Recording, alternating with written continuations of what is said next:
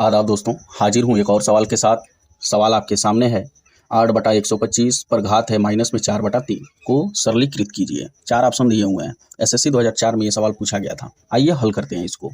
सबसे पहला काम आपका है कि यह जो संख्या लिखी हुई है भिन्न में, इस संख्या को भी घात के रूप में आपको बदल लेना है। आप देख रहे हैं कि 8 लिखा हुआ है, 8 को आप लिख सकते हैं 2 पे 3 घात बटा 125, इसको आप लिख सकते हैं 5 पे 3 घात, यानी 5 गुणे 5 गुणे 5, 5 25 25 125, और इस पूरे पर घात माइनस में 4/3। अब देखिए यहाँ इन दोनों पर 3 घात है।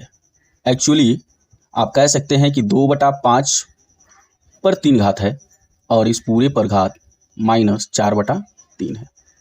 बात आपको समझ में आई होगी। हमने बताया है किसी संख्या पे घात है, ब्रैकेट लगा के उस पर भी घात लगाया गया है, यानी इन दोनों के बीच में गुणे का संबंध है, गुणा हो रहा है। तो 3 से 3 कैंसिल हो जाएगा, बच जाएगा आपके पास 2/5 और इस पर माइनस 4 घात। माइनस लगने का मतलब है कि इस संख्या का व्युत्क्रम लिखना है, यानी इसके भिन्न को पलट के लिखना है। डायरेक्ट मैं इसका व्युत्क्रम लिख के आपको दिखा देता हूं। मैंने यहां बदल के लिख दिया। अब ये कैसे हुआ?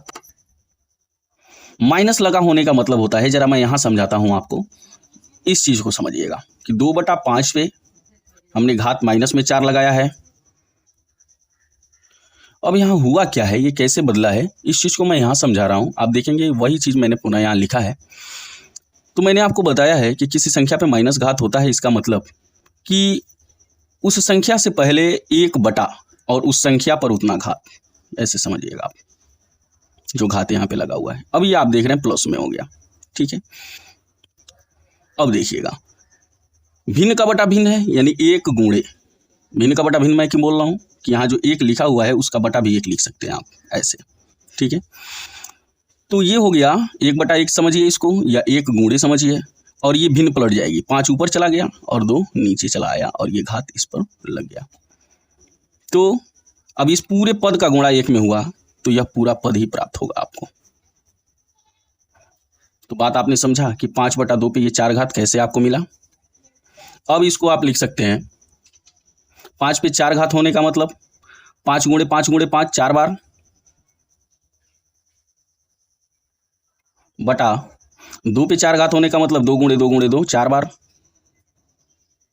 तो यहां आपको प्राप्त हो जाएगा 5 25 25 125, 125 का 5 में गुणा हो जाएगा तो 625 हो जाएगा, बटा 2 दूना 4 दूना 8, 8 दूना 16, यानी आपका आंसर मिला 625/16।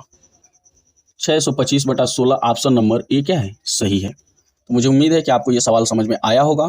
आज के लिए इतना ही, फिर मिलेंगे अगली वीडियो में। तब तक के लिए जय हिंद।